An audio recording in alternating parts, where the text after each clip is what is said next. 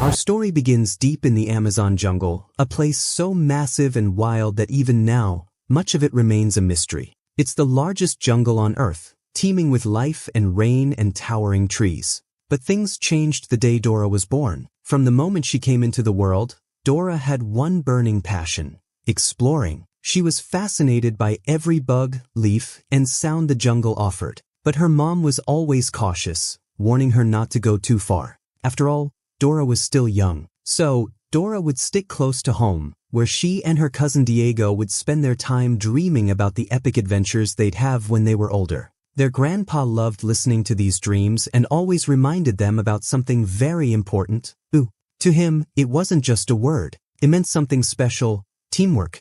That invisible bond that connects people, reminds them to trust one another, and helps them survive in the wild. One day, as Dora stared up at the endless green canopy of the jungle, she asked her grandfather if he had ever gotten lost out there. He just smiled and said, "If you're exploring, you're never really lost." He told her to always look to the stars for guidance. There was a special constellation the Inca people called the Chicana. These stars were like maps, and long ago, they led explorers to safety. He also shared an old legend about a magical star that once fell from the sky and crashed into the jungle. That star, known as the Sol Dorado, the golden sun, was said to be the life source of the jungle. But it wasn't just powerful, it was mystical. The Sol Dorado could grant wishes, but only if those wishes were made for others, never for selfish reason. When Diego asked Dora what she'd wish for, her answer was simple: she wanted to find Sol Dorado, so she and Diego could always explore together.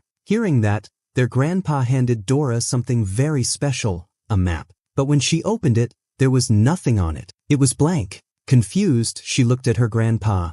"This isn't any regular map. It's a magic one. It'll only show you the path your heart wants to take." That same day, while exploring near her home, Dora came across a tiny injured monkey. Its paw was hurt, so she gently gave it a small toy boot to help it heal. Dora realized the monkey was lost, and since she was 2, they helped each other. Dora named him Boots, and when she felt unsure of the way back, she turned to the magical map, and just like that, it glowed and revealed her path home. Years passed, and now Dora is a teenager, full of energy and wonder. She hasn't changed much. She still talks to the jungle like it's her best friend. One morning, she tells herself that today will be the day she finally finds the legendary Sol Dorado. She's back with her family, and even better, her cousin Diego is visiting too. The two of them are ready for another wild journey, and Dora believes they've narrowed down the possible locations. Today, they'll explore the last cave on their list.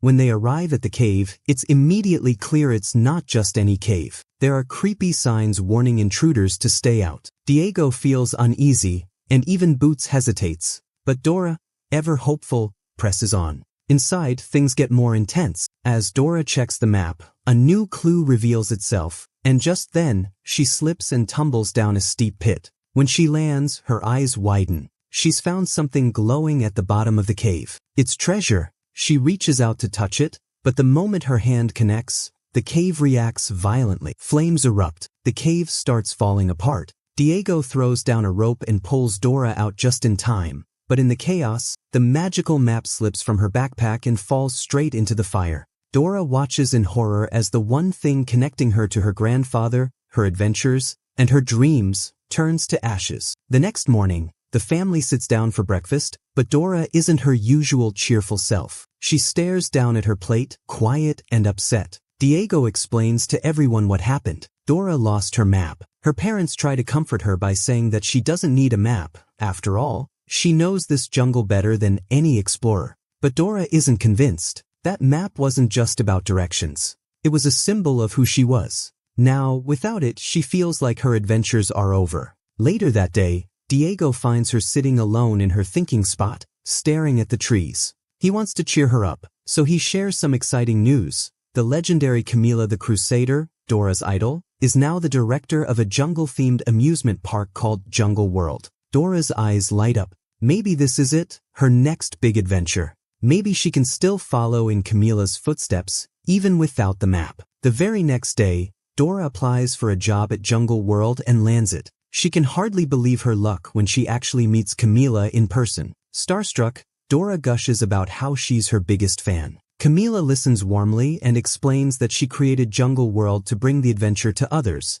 even if it meant giving up exploring the real jungle herself. Dora starts working immediately. Her job is to guide tourists through the park, and she's paired up with another employee named Nia. Unlike Dora, Nia doesn't seem too excited about anything. When Dora starts the tour, she throws herself into it with her usual energy, excited to show people the jungle's wonders. But something feels off. Dora soon discovers that everything in the park is fake. The animals aren't real, they're animatronics. The bird sounds are coming from hidden speakers. Dora is confused and a little heartbroken. She asks Nia where the real animals are, and Nia rolls her eyes, saying, "In the real jungle." The tourists catch on quickly. They're disappointed by the fake displays and start asking for refunds. Dora tries to stay positive, but it's clear this isn't the adventure she hoped for. That evening, Diego stopped by to check on her.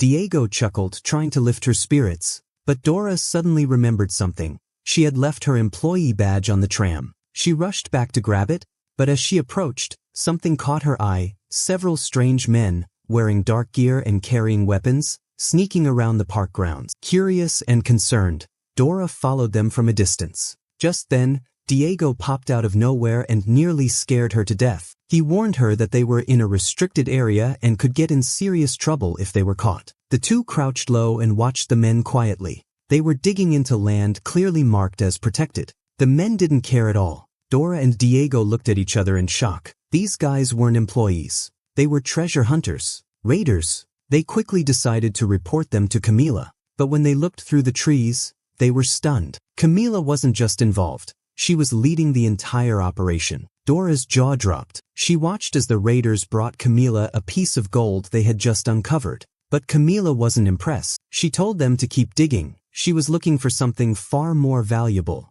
the Emperor's bracelet. According to Camila, that bracelet was the key to unlocking Sol Dorado. She promised the men they could keep all the gold they found if they helped her locate the bracelet. Camila wasn't working alone. She had help from a sly little fox, Swiper. Dora pulled out one of her old books and flipped through the pages. And there it was, a passage about the last Inca emperor and the golden bracelet he had hidden to protect Sol Dorado. Dora gasped. The legend was real, and if the map was right, that bracelet was buried beneath Jungle World. She turned to Diego. "We have to find it before they do." Diego tried to talk her out of it. "It's too dangerous," he said. "Camila's not playing games." But Dora's mind was made up. If they could find Sol Dorado, maybe they could use its magic to find her lost map and get back to doing what they loved: real exploring. The next day, during her break, Dora slipped away and snuck back into the restricted area. She peeked around and saw some of the raiders carrying a locked treasure box.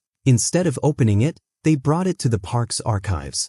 Camila had made it clear that she wanted to be the one to open anything they found. Dora had a plan. She used her employee badge to sneak into the archives. But before she could go any further, she bumped right into Diego. He wasn't thrilled to be there and made it clear he wasn't helping her steal anything. He just didn't want either of them to get fired. They tiptoed through the dark rows of shelves until finally they spotted the box. It was locked tight. But then something clicked in Dora's mind. She pulled out the small, glowing treasure she had found in the cave, the one from the day her map was destroyed. It slid perfectly into the keyhole. The box opened. Inside, lying on a velvet cushion, was the Emperor's bracelet. It shimmered with ancient energy, gold and intricate, humming with hidden power. The moment Dora reached for it, the bracelet snapped onto her wrist like a magnet. Suddenly, Dora's vision flashed. Her eyes widened as a powerful image formed in her mind: the exact location of Sol Dorado. It was real, and now they knew where to look. But there was no time to celebrate. Camila's voice echoed in the distance. Dora grabbed the bracelet and motioned for Diego to follow. They sneaked out just before Camila stormed in and found the empty box. Her face twisted in rage. She ordered her men to lock down the park and retrieve the bracelet immediately. Outside, Diego was panicking. "We have to give it back. She's going to come after us." But Dora stood firm. "That's exactly why we can't. This bracelet isn't just treasure. It's a key, and it needs to stay far away from people like her." As they tried to leave the area, something strange happened. Dora froze. The bracelet pulsed gently, almost like it was warning her. Seconds later, Camila and her goons appeared, blocking their path. Dora didn't wait. She grabbed Diego's arm, and they bolted toward the nearest ride, a jungle tram. She shouted to the tourists already seated, "Sorry, the ride's cancelled. We need it for something way more important." As they tried to drive the tram away, Dora noticed something odd. Nia and Diego locked eyes, and it wasn't just a look between coworkers. There was history there. Before Dora could say anything, Nia's cousin Sunny blurted out, "Wait, you're Diego? You're Nia's ex-boyfriend." Diego turned red, and then things got worse. A message came over the park radio. "All employees, stop the girl fleeing the park. Brown hair, purple shirt, bracelet on her wrist." The description was clearly about Dora. But instead of reporting them, Nia's eyes lit up. "Finally, some real action," she said. She jumped on board, and Sunny followed. Dora smiled. Her team was coming together. Camila, seeing them escape, sent her men in pursuit. Dora threw her backpack to Diego, who found her old slingshot inside. He used it to launch marbles at their chasers. Sunny, meanwhile, found a strange blow dart in the backpack and accidentally fired it, straight at Diego, knocking him out cold. Camila joined the chase on a motorcycle, but just as she got close, Nia swerved the tram through a puddle, soaking the path. Camila's tires slipped, and she went flying off into a pool. With Camila out of the way, at least for now, they drove off into the real jungle. But soon, the tram sputtered, coughed, and completely broke down. They were stranded. Dora didn't let that stop her. She stood tall and rallied the group. "This is our moment. I'm the searcher. Diego's the rescuer. Nia, you're in charge of first aid. Sunny, you're the helper." Everyone nodded, ready to face whatever came next. But they weren't alone in the jungle. Camila and her team had followed them, and Swiper was leading the way. This time, Camila wasn't underestimating Dora. Meanwhile, Dora's team was deep in the trees when they heard rustling. Dora looked up and grinned. "Boots!" she cheered. The little monkey was back, and he ran straight into her arms. Boots quickly warned her. Camila was close. Soon, they stumbled across a mysterious stone tomb. It was quiet, too quiet. Dora warned everyone. Rule number 1, never pull a weird lever inside an ancient tomb. But before she could finish, Sunny spotted a lever and pulled it. The walls immediately started closing in. Dora shouted, "It's a test. The Incas are testing us to see if we're worthy. If we want the treasure, we have to risk everything." She looked around. "Lie down in the tomb's graves. Trust me." With no time to think, the group followed her lead. Just as the walls closed in completely, the floor opened beneath them, and they fell into a deep underground chamber. There, they found a small golden charm. Dora clipped it onto the Emperor's bracelet. Instantly, another vision struck her, showing them their next destination. That night, they set up camp. The fire crackled. Diego asks, "Who's taking the first watch?" Sunny immediately raises his hand, all confident. "I got this." But not even 10 minutes later, he's out cold, snoring away like the rest of them. That's when Swiper the fox makes his move. The sneaky little thief tiptoes into the camp. He tries grabbing the magical bracelet off Dora's wrist, but it zaps him the second he touches it. So instead, he swipes the next best thing, Dora's backpack, and disappears into the dark. The next morning, Dora wakes up with a jolt. Her backpack is gone. She's crushed. That pack had all their survival gear. Diego's had enough. He says this whole adventure's gone too far, and it's time to head home before someone gets seriously hurt. But Dora refuses. She tells him they've come too far, and this mission matters. Suddenly, the bracelet springs to life and shoots off Dora's wrist. It flies straight to Diego and snaps around his arm like a magnet. Dora's eyes go wide. "It chose you," she says. "You're the leader now." Diego struggles to take it off, but the bracelet fights back. It only calms down when Diego finally agrees to stay. That's when he finally opens up to Dora. He says he was never really supposed to be on this adventure. He'd been accepted to the New York College of Zoology. It was his dream to study animals in the big city. The plan was to work at Jungle World to save up, then leave. In fact, his flight is today. If he misses it, someone else will take his spot. But now, everything's changed. With Boots back at her side, Dora leads the group to the next doorway. They enter a deep underground cave. It's mysterious and quiet, with strange markings all around. The walls are covered in carvings, symbols and lines like a secret language. Vines hang from the ceiling, and some of them have one stone, others have two. Dora and Diego quickly realize this is another test. The message is clear. They need to swing across the vines in the correct pattern to reach a statue at the center. Only if they reach the statue will the bridge to the next path rise. This time, Diego steps up. At the beginning of this journey, he never imagined himself as an adventurer. But now, after all they've been through, he's ready. He climbs to the top and finds two snakehead sculptures. He pulls the lever between them, and just like that, the stone bridge rises. They did it, and hidden beneath the statue, they find the next charm for the bracelet. Later that night, Dora sits by the fire, looking a little down. She admits to Diego that she feels lost without her map.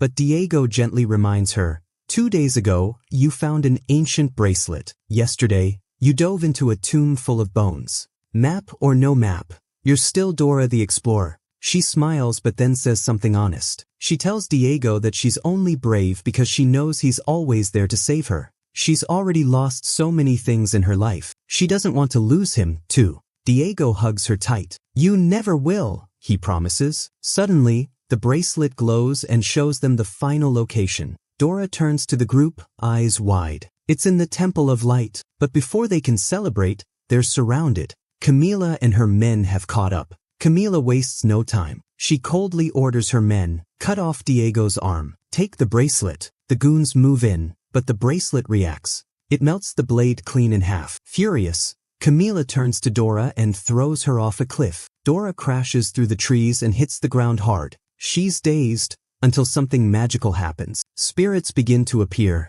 Incan spirits glowing with golden light. They gently tell her, close your eyes, picture where you want to go. You are the map. And just like that, it clicks. The map she's been looking for. It was inside her the whole time.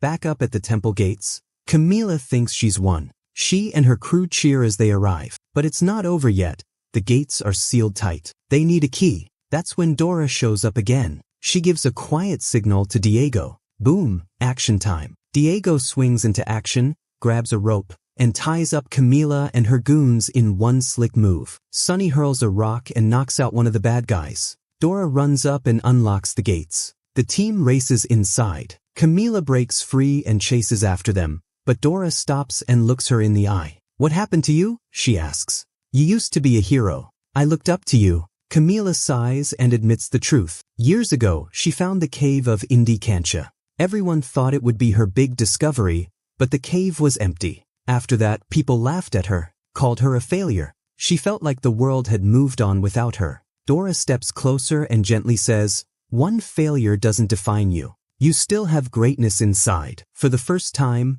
Camila softens. She quietly joins the team as they enter the heart of the Temple of Light. And there it is, Soul Dorado shining with ancient magic. Dora turns to Camila. You should make the wish. But Camila shakes her head. No, this one's yours. The group huddles around. As they talk, they realize they already have what they truly wanted. Dora got to explore again. Sunny found adventure. Nia got to be part of something real. And Camila got her second chance. Only Diego is missing his dream. He lost his flight. His New York scholarship is gone. So, Dora uses the wish for him. A golden light surrounds him, and just like that, his scholarship is restored. He gets another chance. The next day, the friends say their goodbyes. Diego heads off toward his future. And Dora, the explorer with a magic bracelet and a heart full of courage, steps forward into her next great adventure. Thanks for watching. If you love magical adventures and fearless explorers, don't forget to hit that subscribe button. More epic journeys are just around the corner.